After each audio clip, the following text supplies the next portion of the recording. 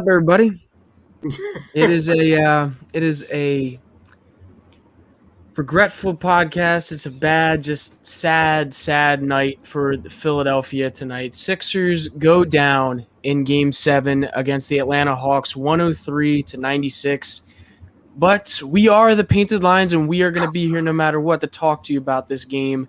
I'm with my boys. I'm with Dibes at Mr. Crockpot on Twitter and Tiago at T-Scabia. I'm Justin, and we're going to try to sit here and talk about this game as much as we're all in a really bad mood. So, let's get this started. Dibes, what are you thinking, man? There is a lot to deep dive into this. Let's not get crazy here. It starts with Doc Rivers. Absolutely horrendous coaching in this series. Before we get that started, I want to make sure before we get into the refs, that should be the last thing we touch on, who have been absolutely horrendous. And I truly hope the NBA look at this series for the embarrassment that it was on the NBA refs. Doc Rivers, has been atrocious. But when I think about this series, I think of the Sixers' big three. I think of turnovers. I think of Joel Embiid, 25 turnovers the last 4 games. I think of Ben Simmons and Tobias Harris playing soft. Ben Simmons having this amount of offense in his game. He is so mentally checked out, as we've seen the last few games. How many times did we see in Game 7 where he gets in the lane? He is so mentally – his head is so far up his ass that he has no idea, at least thought process to put the ball in the basket. And then you get Tobias. Tobias has been the rock all season freaking long, and he looks so lost. He looks so lost in this game. So when I think about this game, I want to rip apart these refs, and we will. But for sure, it starts with Doc Rivers at the top, but then it goes to your big three, which has led the Sixers all season long and flat out failed. Because you look at the Sixers, the way they performed here, especially in the last second halves of these last few games, it is pathetic. It is embarrassing. And the Sixers, Ben Simmons, Tobias Harris, Joel Embiid have everything, and all the fans have every right to go right at them tomorrow morning and the rest of the offseason. They deserve every single bit of it. It was a tie ball game. Joel Embiid's turnover, Ben Simmons throwing it to Matisse Thybulle for a contested shot when he's right underneath the rim. We could go on and on, but at the end of the day, the Sixers stars absolutely failed in this series. Tiago, you got anything to start off? I mean, Chris kind of knocked it out of the park there. I'm not going to lie. It's embarrassing. It's disgraceful. It's heartbreaking. The Sixers are a much better team that they played in the series. But at the same time, can anybody truly say that they were shocked that the Sixers dropped Game 7 tonight? I wasn't. Were you guys shocked? No, I honestly, my thought process heading in the game, when we're 5 minutes in and you have all these bench players in after watching the Milwaukee Bucks and Nets game, have their starters go back and forth. You know what my take was? Literally 6 minutes into this first quarter of the game, the Sixers aren't ready for that. Right. The Sixers are absolutely Doc Rivers, the Sixers starters, whatever it is, the bench, we'll get into it. They are not prepared. How many times have we seen the Sixers undisciplined on defense after being the best defensive team in the league? It has been just a true clusterfuck of so many variables that the Sixers have failed on from top to bottom. I don't even know where to begin, Tiago. I'm sorry.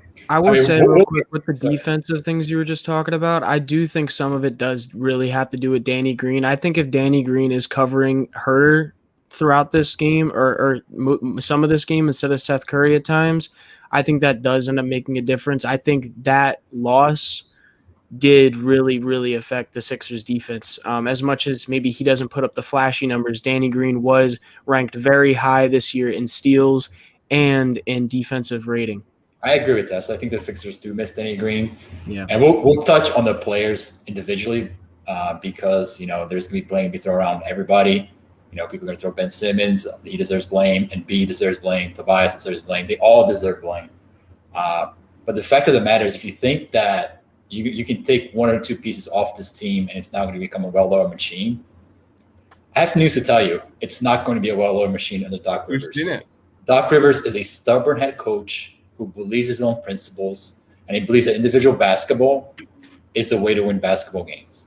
And he doesn't have perimeter stars to win championship games with this roster. And at no point in time did he ever readjust his thinking, his rotations, his approach to the game throughout the entire series and the entire season. And this is why we're sitting here tonight talking about the Sixers being eliminated by a Hawks team who doesn't even belong on the court with the Sixers. This is embarrassing. Embarrassing. Like, the Hawks don't even belong on the court with the Sixers. And this is what we got. So, go ahead, Justin. I know you got something to say. Just to play devil's advocate to what you're saying, I will say I do think he did change up his rotations a lot this series. I think he really did try to use different personnel at times. I agree with you in the sense where I think his coverages were very similar throughout the series, where it was a lot of ice. Like, he would let Seth Curry sit on an island with guys a little too much, in my opinion, especially when it came down to Herter, and same with George Hill on Gallinari. But when it came to personnel, I think he did do that. He didn't switch once on those Kevin Herter's pick and rolls. So they set a screen, and he's asking Matisse Thybulle to sprint from one end to the other and try to catch up to Herter. At no point in time throughout the entire game, they threw a separate coverage to Kevin Herter. His answer was, okay, it's not working with Seth Curry, so I'm going to put in George Hill, and I'm putting Matisse Thybulle. How about changing up your scheme? At no point during the game they switched. It is like mind-bogglingly like stale, their approach to scheme. And it's why they got caught, man. Because it's why they got caught. They got punched in the mouth. The offense. Yeah. Real quick, I want to point this out, Daniel. We'll get to that. Don't you worry. We're gonna get to that. We're all gonna get to the players themselves, but I think the conversation starts with Doc Rivers and it goes down to the players after that. I don't think. Listen, there's obviously going to be changes made to this roster. It's obvious. It's clear as day that they took a shot with this nucleus and it clearly hit a ceiling. It's pretty obvious. But if you think you're going to take one or two pieces in and put two pieces back on and things are going to go smoothly, I got news for you. It's not. Because the fact of the matter is, in Doc Rivers' tenure, things have never gone smoothly. This guy's a historical loser. He's been losing playoff series for the last 10 years historically. And he's doing it again with the Sixers. The guy's living off a name. He's living off a 2007 championship ring where he won with 3 Hall of Famers. The Sixers don't have 3 Hall of Famers, man. The Clippers didn't have 3 Hall of Famers. They didn't win shit with Doc Rivers. It starts with offense for me. Right. For me, it's the offensive scheme. You look at how the Sixers have completely failed these last several games. At least, at the start of the series, you hung your hat on the fact that the Sixers starters dominated for the first 3 or 4 games. After game 5, it just became to unravel. And when you started to slowly see the Hawks kind of figure out the Sixers, but I truly still do believe, and the Hawks deserve a ton of credit. Gallinari, Kevin Herter was terrific tonight, even though Doc never rotated on that guy, never stopped and actually had a feel for the game to be able to be like, wow, Seth is getting cooked. But anyway. And let me just make one more point. The offense has completely fallen apart. At the early start of the season, the ball is moving. Right. Guys are getting good looks. It just didn't happen in this series. I don't know whether or not to give credit to the Atlanta Hawks. I'm hesitant to do that, even though Hawks deserve a ton of credit. But at the end of the day, you cannot have an offense that involves dumping it to Joel, at 16, 18 feet and clearing everybody and thinking that everything's going to be okay. The ball movement dropped. I think it was only until the third quarter that we saw actual ball movement. It was bang, bang, bang around the perimeter, and Seth Curry hit a 3. I mean, it was one of those aha moments. Oh, that's nice. Where the fuck has that been? So the ball movement dropped. The offense dropped. Ben Simmons dropped. Tobias Harris dropped. At least the last few games. That's my last takeaway. The turnovers. The unforced turnovers. When you talk about getting momentum, I know the Sixers were fighting 2 opponents in this. I'm talking about the refs. But the Sixers were unable to gain any kind of momentum shift ever in these last few games. And that is a big reason for it. The offense, stupid bonehead plays, offensive fouls. it has been just a shit show. Just more point on that, Justin, before we go to the player stuff. The Sixers had an opportunity off season to take their coaching search seriously, and they didn't. They brought out 2 retreads, Mike D'Antoni and Tyronn Lue, who's a much, much better coach than Doc Rivers. And they took Doc Rivers out to dinner on a night where Doc Rivers became available and made this whole thing about they found the next, Jesus Christ superstar kind of coach. And they did a disservice to their fan base. The fact of the matter is that coaches out there who are young, who are fresher mind, who understand the game at a much broader scale than Doc Rivers, and they didn't even bother to look at these guys. So I'm just going to throw it out there before we start talking about the game.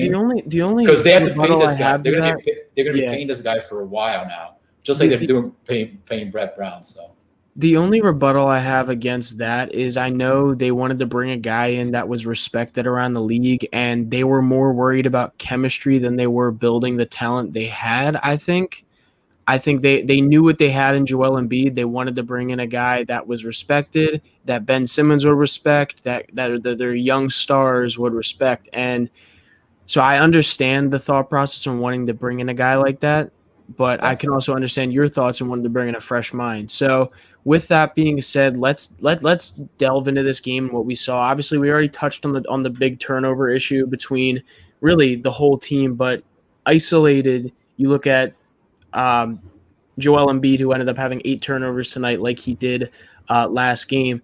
Joel Embiid, before we even talk about Joel Embiid, I want to talk about Tobias Harris because to me he was the biggest problem besides Ben Simmons not producing and not being on the court at the end of the game.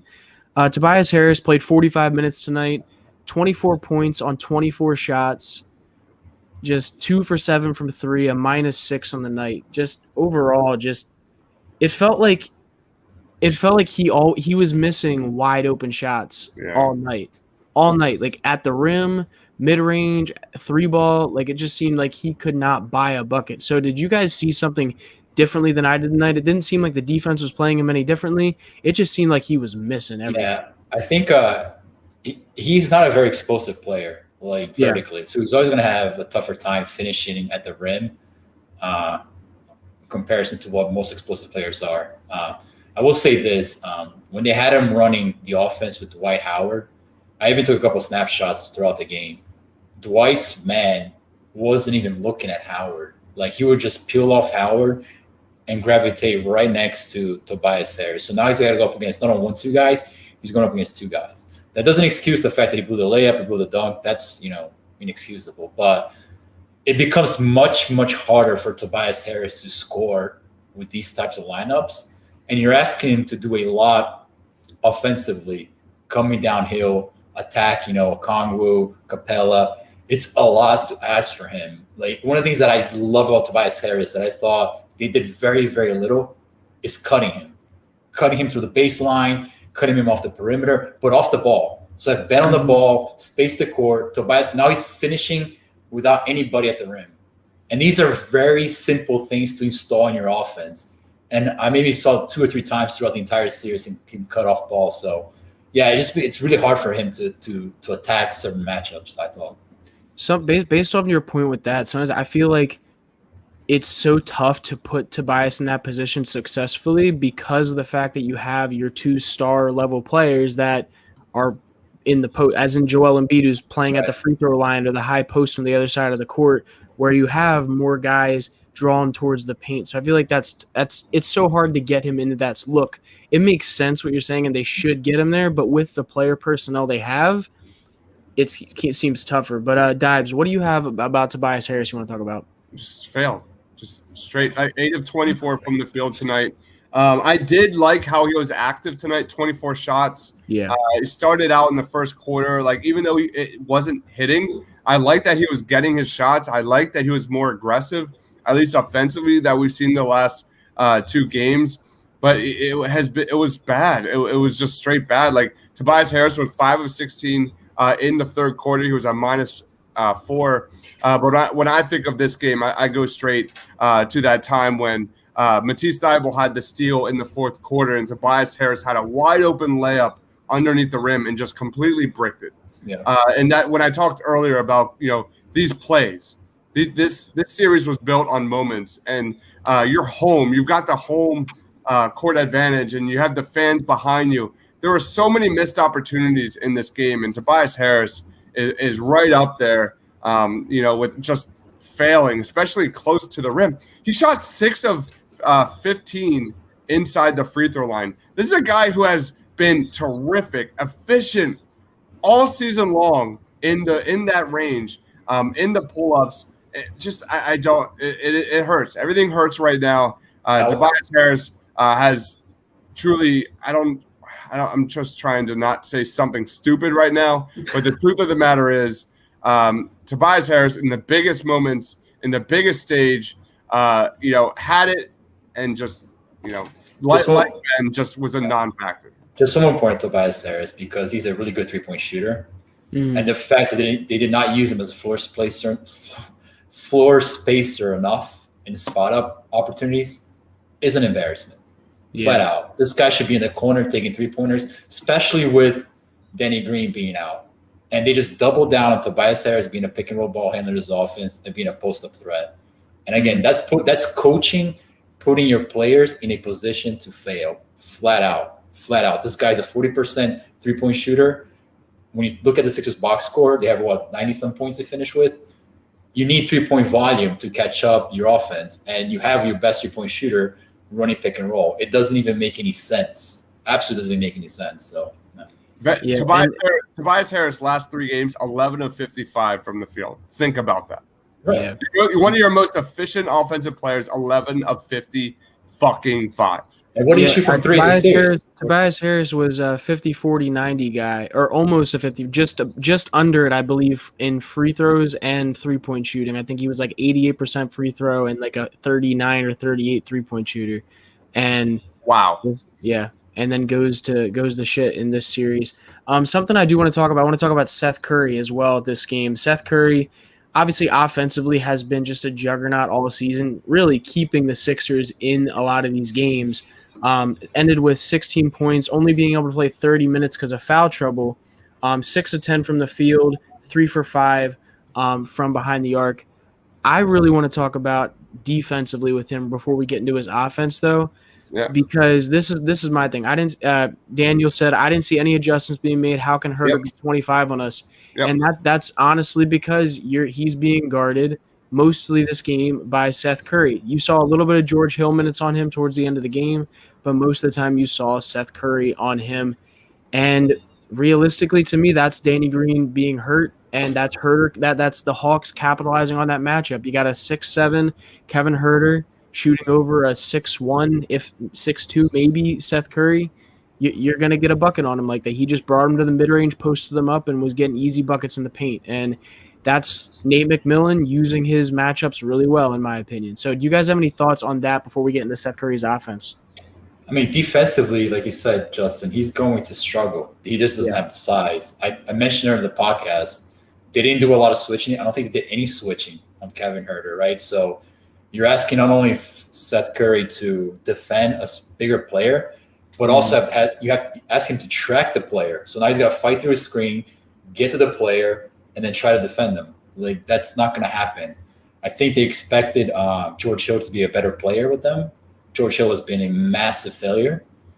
And, they couldn't really count on him to defend some of these players because offensively he was just absolutely zero. So it's unfortunate because I think the idea was offense, defense with Seth Curry, which they did at the end of the game. But you're sacrificing a ton of offense when he's off the court. I mean, it's a ton of offense. He's been one of their best offensive players this year. So, it's unfortunate. Dives, how are you, man? Yeah, same. I mean, I can't complain about Seth Curry. It's a Doc Rivers problem. When it's literally a two-man game and nobody else is scoring on the Sixers other than Seth and Joel. Like, Seth had a near 80% true shooting percentage right now, nearly shooting 60% from three. This wouldn't even be a series without Seth Curry. Let's be clear. But, yeah, he was getting cooked by Kevin Herter in Game 6. He did pretty well on Kevin Herter. Seth Curry, he held him to 0 points, 0 of 4 from the floor, 0 of 2 from 3. But, again, it comes back to Doc. Just like, Game 5. I think Game 5, he did not even have any feel that Lou Williams was cooking and he didn't make adjustments. That's how I see this game, where Doc Rivers saw Kevin Huerter cooking Seth Curry and he didn't make any adjustments. That's what I go back to. I struggle, harping on Seth Curry defensively because he is what he is. Like, he's not an all-star. Like, he's a floor spacer, and what the Sixers got out of him was terrific in this series. So I'm emotional right now. I'm not going to say something stupid on Seth Curry. Defensively, he is what he is. Yeah, for sure. Just one more point on the adjustment piece, because it's harder to do this with Trae Young on the court because Trae Young can shoot it from freaking downtown. But they never tried the Ben Matisse 2-3 zone, right, that we saw against Indiana. So when you have an inferior defender on the court, one way you can perhaps mitigate against that is going to some sort of zone. It may not work with Trae Young because he has such a shooting range that's insane, but when Trae's off the court, why don't you go back to that 2-3 zone? Why? Why don't you kind of do something different, change it up? We saw the game against Indiana where they were down by like 15 points, and that 2-3 zone completely unraveled the Pacers. He never tried that once in this series. Once. It's insane, man. So to get into the elephant in the room, because we haven't really talked about him much this podcast yet, Ben Simmons. Ben Simmons played 35 minutes tonight. Would have played more if he could shoot free throws. Had 5 points on the night, 13 assists. So obviously, give him a hand for that. 13 assists, that's obviously really good. 8 rebounds, 2 for 4 from the field, a steal, 1 for 2 from the line. Ended with a +1 on the night with 4 fouls and 2 turnovers. So I don't. As much as you want to sit there and say, okay, he's one of the only positive plus minus guys on the night, he is your second highest paid guy on this team, on this roster. He is supposedly your superstar point guard or star point guard who is an all-star, and ended the game with 5 points and had to be taken out of the game in the last 2 minutes. So I say gloves off for you two. I want to hear honesty. I want to hear what y'all have to say about that and what your thoughts are on Simmons and his game and where you think it's going to go from here. So, Dibes, I'll start with you, man. 14 field goal attempts the last 3 games. And I've been one of the biggest Ben Simmons supporters all season long throughout the Washington Wizards series. Actually, I thought he was really good in that Washington Wizards series. But my problem with Ben Simmons that we've seen the last few games is he's got his head so far up his fucking ass that every single time he has the ball, he's not even looking at the basket. Not a single ounce of this guy. He dribbles the ball into the lane, and he's completely looking everywhere else but the freaking basket. And that's the problem is this is a guy that's not even a negative, or this is a guy that's not even a 0 on offense. He is like a billion negative. That's how bad he is offense. I know he got the assist tonight, but it doesn't matter when you need, someone to step up, like in the playoffs, in a game like this where you need momentum, you got your fans. That was a lamb performance. That was a lamb performance by Ben Simmons tonight. And regarding his future, how do I back that up right now? How in the world can I possibly give this guy, hey, let's see what we got next year? I know Doc Rivers has a major contribution to Ben Simmons' struggles, especially in this series. However, it is what it is. It's great. I love him defensively.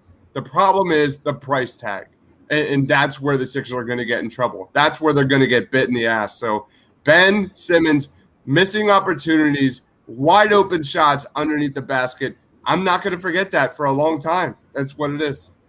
And before, Tiago, I let you go on, I think this is key. Only have to say one thing. You're worth nothing if you can't be on the floor in the last 2 minutes of a Game 7. I don't think you're worth nothing, but when you're a guy that's getting paid as much as he is and a guy who's supposed to be your star point guard and supposed to be the guy that is playing along Ben Simmons or playing along Joel Embiid and being that second guy, it's extremely disappointing, and it's not what you need at that point guard spot when you have a star center who's an insanely good post player. So it goes to the offense, though. It also goes. It's a correlation with Doc Rivers' offense, which has absolutely shot the bed over these last, this series is that, Ben Simmons and Doc's involvement and inability to get Ben involved in offense.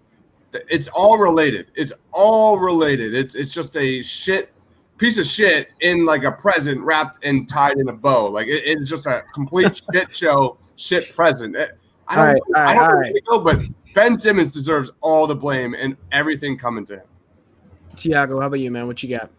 Yeah, I didn't even think he had a very good defensive game either. So I thought defensively he slipped a lot. I think he pressured him really well. Numbers wise, didn't have a great defensive game. I don't think he had a good last 2 games defensively.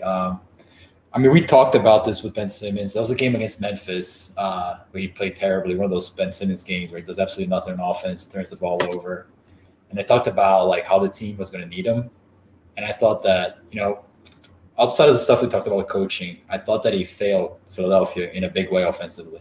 And it's tough when you see him pass up a dunk because it looks like he's dealing with things that are like kind of in his head, or I don't want to go that route, but like there's clearly something there, right? Because he's not a guy who passes up a dunk, and he clearly just passes up a dunk. So you clearly tell he's struggling with it.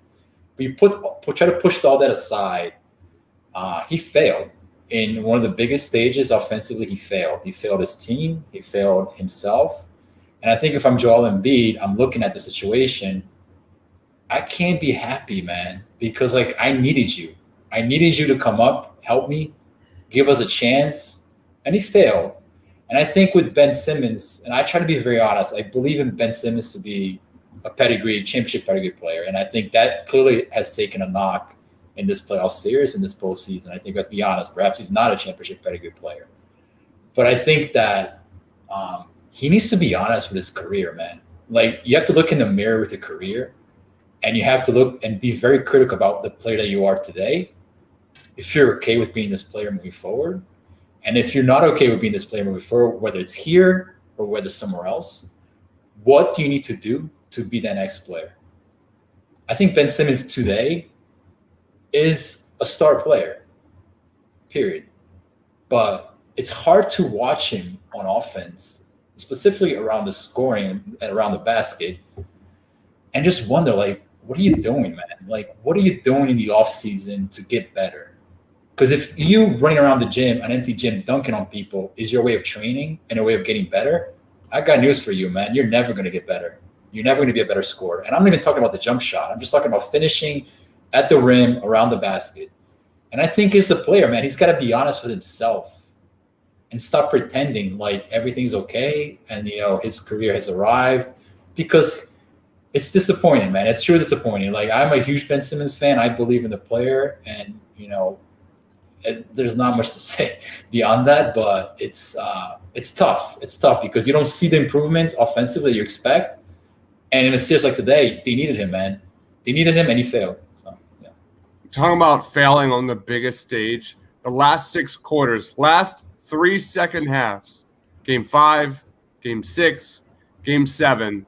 Ben Simmons is not like. Let's talk. I'm not even going to touch on the free throws. It is what it is. Ben Simmons shot 1 of 4 total in all 3 of those second halves. A complete non-factor in terms of getting to the basket. And that's I can't forget that. And that's not even trying. So Doc takes the ball off his hands a lot, which drives me crazy. But I thought today, man, go to the rim. You had the ball in transition, go to the rim. Go to the rim. And he never did that. He did it maybe once or twice in the second half. It's very disappointing, man. It's very disappointing. Like, it is extremely disappointing. I think that Borre is going to look at this very critically. I think Embiid is going to have some input in this. Yeah. Because you can't have this in the postseason, like Justin said, with your second highest paid player. You just can't, period. I do have some thoughts, and I know I talked about this a little, and once again, this is just me playing devil's advocate for conversation here, but I said this last post-game show. Does any of this with Ben Simmons, because obviously we weren't having this conversation as much last series. Anything with this series have anything to do with Ben Simmons having a poor matchup against the Hawks, defensively and offensively? Justin. When it comes to, listen, I know I'm once again devil's advocate. Yeah. I want because that is going to be an argument based on the fact that you do have 2 very well endowed centers down in the paint. You have Clint Capella, who's always been a good shot blocker and always been a good rebounder and always been a good paint presence. And you also have Okongwu, who is a good defender as well. And John Collins and Danilo Gallinari down there. Like, I'm just wondering, does any of this have to do with matchups with Ben, or do you think this is going to be a problem for the rest of it? I don't think this is a matchup thing with Ben. I thought that the matchup was actually pretty positive. If you recall, the Hawks are missing DeAndre Hunter, who is actually one of their best perimeter defenders. So this is an opportunity for Ben to really attack Atlanta.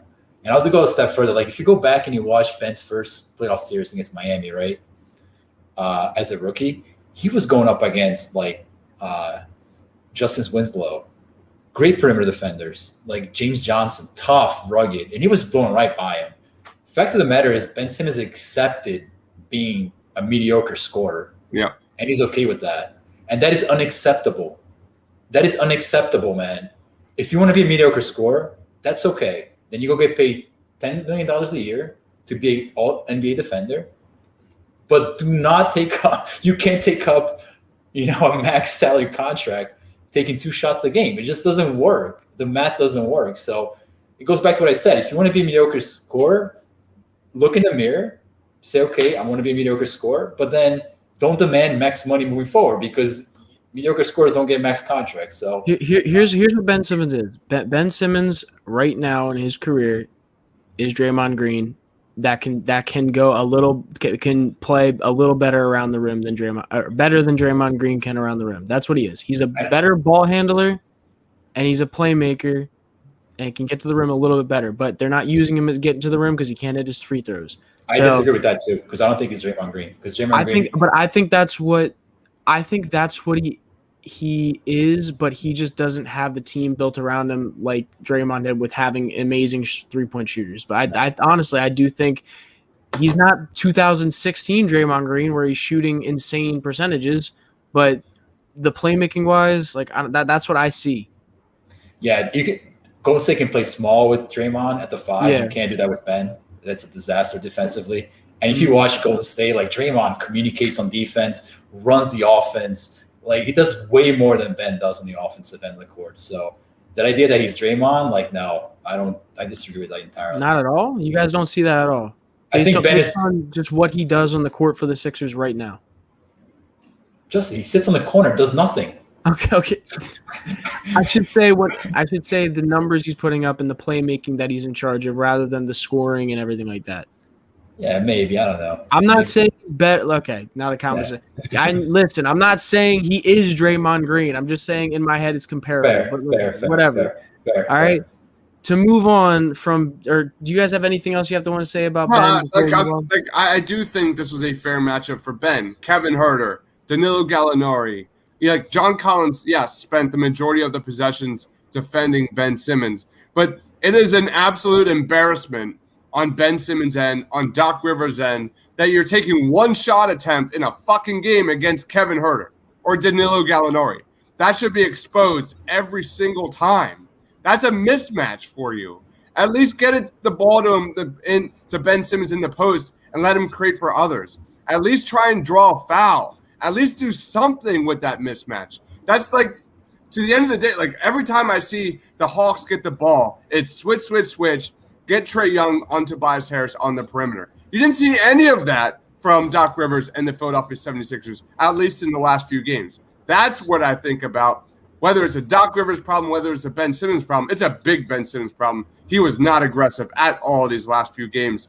But when I look at the matchups, when I look at the possessions, one shot attempt on Kevin Huerter in like 13 possessions in like game 5, one shot attempt on Danilo Gallinari in 14 possessions. Like it starts to become a problem because it's a pattern.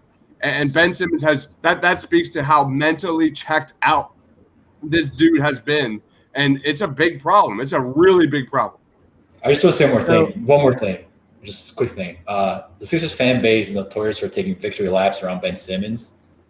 And if that's your bit moving forward, that I was right about Ben Simmons, and I'm glad the Sixers lost because now I can get Ben Simmons off the team. Go pick another team to cheer for, flat out. Like nobody's here trying to be right or wrong about Ben. We support the Sixers.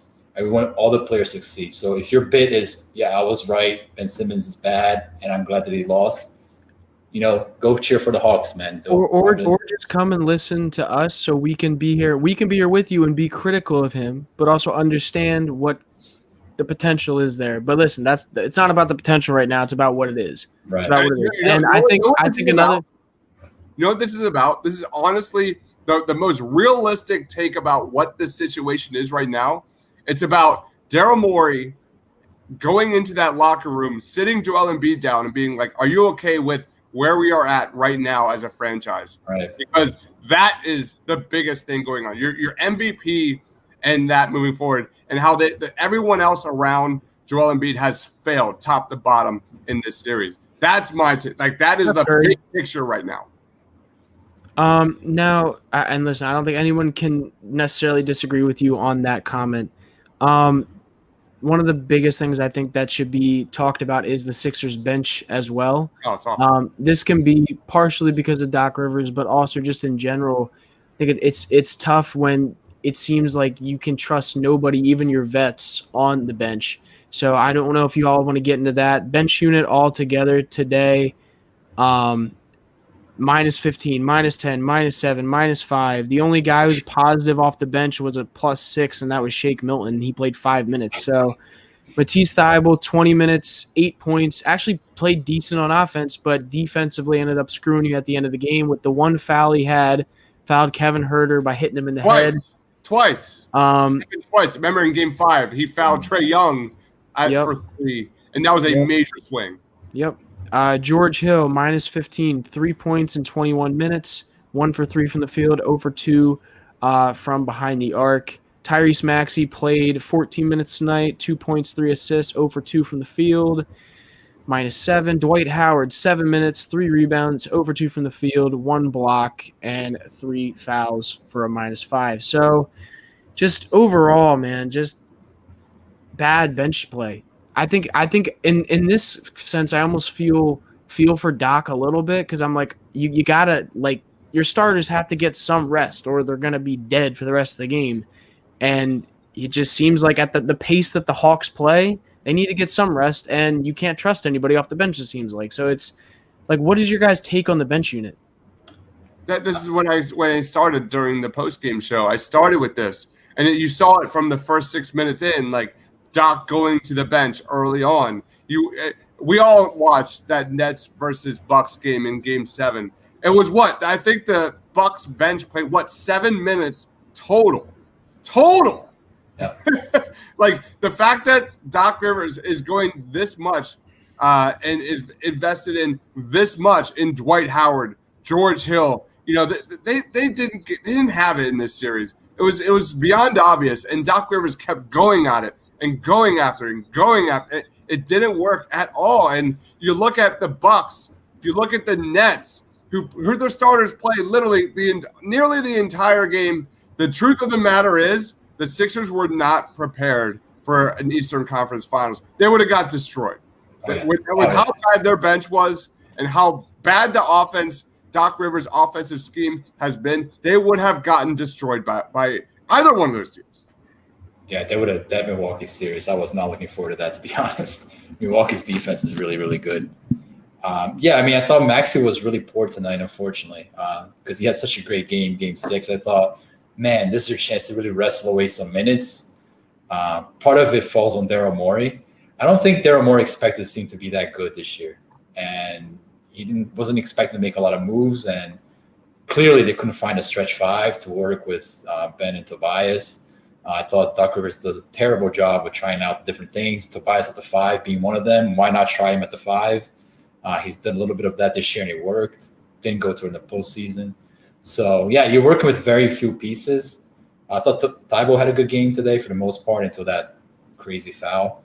But, yeah, benches, it's something that I think you can fix over the offseason pretty quickly. You get a couple guys to draft, or, maybe play Isaiah Joe. You didn't play during the season because, I don't know why.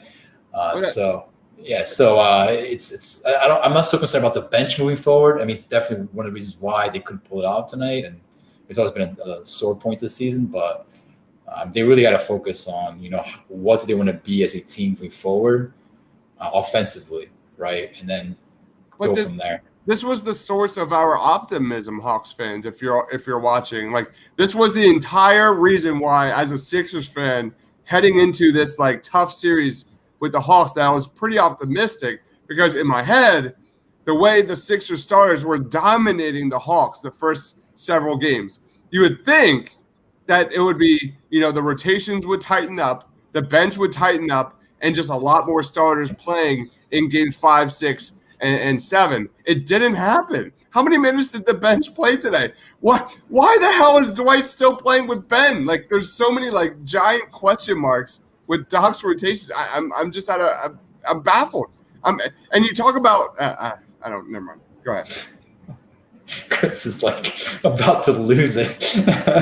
I'm trying to stay as rational as possible right now. Believe me, I really am trying. I'm hurting. I get it. Ben Simmons apparently said. Ben Simmons, Austin Krell, our NBA beat reporter for the Sixers, just said that. Tweeted out Ben Simmons on staying in Philly. I want to stay here. I love it in Philly. I love this organization. The fans are great people. I had a bad series. I expect that the fans to chant trade Ben Simmons. So, he said I expect the fans to say he expects what's happening. He basically said I expect what's going to happen, and I had a bad series. He at least listen. I can give a man props on being able to say that, but the biggest difference is if Joel, like, to me, I would be shocked if Joel is not trying to get him off this team personally, just because there's a reason they wanted to try to trade for James Harden. There's a reason. Like, that's not a decision that just Daryl Morey coming in his first year into the organization is just going to go do on his own. Like, he's going to talk to their star, Joel Embiid. He's going to be like, hey, would you want to work with this guy if we could get him in here? And guess what he's going to say? Yes. And so here's the thing right now. This offseason, unless Joel and Ben have like some sort of agreement or something, Ben's going to be gone. It's going to happen. There are guys out there in the league that are going to want off their teams, in my opinion, in this offseason. And they're going to be teams that are going to want a young 24, 25-year-old point guard that has potential. And I will say this, Justin. I don't think it's guaranteed he's going to leave because the value, like if they can't get what they want from Ben Simmons. For sure. But I think there's going to be some disgruntled stars around the league this year that are going to want out, and Ben Simmons, like the James Harden situation, is going to be the highest potential guy that they could probably get out of a lot of guys. Now, we're not going to talk about that now. That's a conversation we are going to be having all offseason, so make sure you guys keep coming back and checking in with us, because I promise you, we are going to be out here with the podcast talking about potential things that are going to go on this offseason and what we think is the best for this team. So definitely subscribe and stick around for that. Do you guys have any more thoughts about this game? I want to talk about Embiid too, because Embiid, in my opinion, was the MVP of the season. If he had played enough games, he should have won the MVP. And for the most part in the postseason, he was pretty good. I thought the last 2 games Embiid was really, really bad, and I thought he was really poor tonight. And I think all the criticism is going to flow towards Simmons, and Simmons deserves a ton of criticism. But just don't check off Embiid like he's a perfect star player, and the Sixers are fine if they just build around Joel. Yeah. Joel is shown to be a very poor fourth quarter player in the postseason. And a lot of it has to do with the fact that he cannot maintain his endurance over the fourth quarters. That may be like a career thing. So he may always need to have a perimeter guy to help him in the fourth quarter. And that translates to turnovers, poor shots. I thought defensively he was really poor tonight. So, it's obviously there's other guys who deserve a ton of blame, but he's the guy that touches the ball the most, takes the most shots. So he should also get some blame for these last, 2-3 games, because he's been really, really poor in critical moments of the series as well. And talk about like momentum shifting plays, big moments in this game. I think there was a sequence in that third quarter when Thibault had back-to-back shots. One was a dunk. It got the Sixers down 1. And the first play after that was a Joel Embiid turnover. And then, of course, in that fourth quarter, Joel Embiid losing the ball there and it led to a Danilo Gallinari dunk and gave them the Hawks a 6-point lead. Like, dude, you're the MVP. And Right. like you said, Tiago, this guy has been unbelievable this season, all season long. Just so great. However, I can't defend him in the fourth quarter. Like, the truth of the matter is, his shooting has been awful.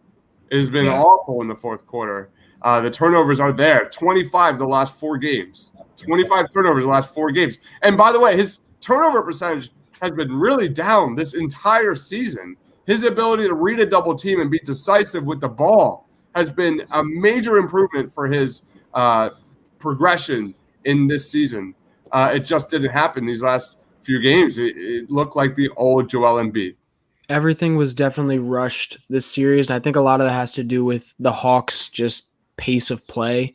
It seemed like they were just trying to keep up with it at times and not play their own basketball a lot. I do want to say a quick shout out to Mikey, though, and With God E for those two. With God giving us $9.99. We appreciate that, man. We really, really do. We don't make any money off this right now, so thank you. Mikey, though, same to you, man. I think you gave 20 earlier. Thank you so much. We really appreciate that, like, a lot. Thank you. Man, just a tough series overall to look at and to watch. But, guys, we appreciate you hanging out with us. And if you've been with us all season, we appreciate you even more. We're going to be back next season. I know that for sure. And we will be with you all off season as well. We have draft content for guys that we believe fit in with the Sixers coming up. Draft's just at the end of the month. If I'm correct, guys? July 29th. Yeah, July. So next month. But we have all the coverage on that. Our boys, Dibes and Tiago, are always covering that stuff. Man, just disappointing, man. Really disappointing. I'll tell you what, though. I do want to say to our fans, we probably will be trying to cover some more of the games that are going on at some points. With whether it be the Bucks series with the Hawks, the championship series. I don't know, but we'll talk about that. We'll see what we can come up with. But man, what? No, I'm just seeing a comment. And like Tiago said, like I hate the Sixers minority that are literally rooting for the team to fail just to make themselves feel better and pat themselves on the back. Yeah. Go root for the freaking Utah Jazz, man. Just go. Go. You can't root for them. They're done too. Both 1 seeds knocked out in the second round. Well, good for them. That's a pretty good team for them to root for them. Yeah. So Ben, I know you've been in here all season, so we appreciate you. Yeah, Ben's the man. Smash the like button. Like you said, Ben's our in-house Aussie. So definitely smash the like button if you have not already. Please subscribe to the channel and follow us on all accounts. The Painted Lines is everywhere, so just go type it into any social media and you will find it. Go follow us on our personal accounts as well. Go follow at Dibes Mr. Crockpot on Twitter. Go follow T Scabia Tiago. Go follow him, and if you want, you can follow me as well at J_Persichetti. Guys, we are the Painted Lines. This is our post-game show. It's been a ride. It's going to be the last one of the season, so it's been a ride. It has been a ride. I just want to say thank you, Justin. Thank you, Tiago. Yeah, you guys have crushed it all season long. Guys, this has been a long road for a lot of us. This is like the main trio here. And I just want to say from the bottom of my heart, from like the guys like Ben, EEC, IAJ, we have a lot of, truthers here that have stuck with us with the Painted Lines. I just want to say thank you. This is just the beginning. Tons of more Sixers content dropping every single week. I promise you. But yes, sir. I'm a little bummed out, but I promise you, this is just the beginning. And if you guys don't know, Chris wakes up at like 4 o'clock in the morning every day, do like a ton of stuff. Hey, listen, guys. Over this, we're gonna have a lot more time on our hands. Out the Sixers season's technically over. We'll be working hard to pump some videos out with you. But like you said, we appreciate you for watching. If you are not already, please subscribe to the channel. Like Dib said, this is just the beginning, and we are gonna be here for a while, man. We're gonna keep growing, and I hope everyone that's watching keeps growing with us. I think that's all we got for you. That's all we got for you. So drop a like, follow us on Twitter, And we will see you when we see you. Yeah. Peace.